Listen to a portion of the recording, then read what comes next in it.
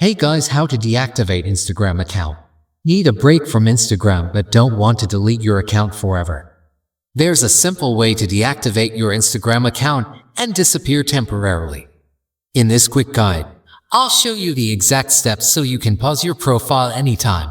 Stay with me. First, you have to open Instagram on your mobile and go to your profile, and then click on the three lines at the top and click the top account center.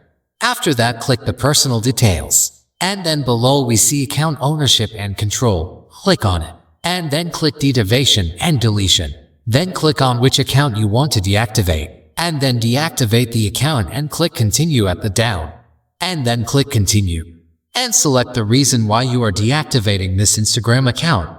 Click on continue, and again click continue. And here click on deactivate account. Your account will be deactivated, but I am not deactivating your account because it is my personal account.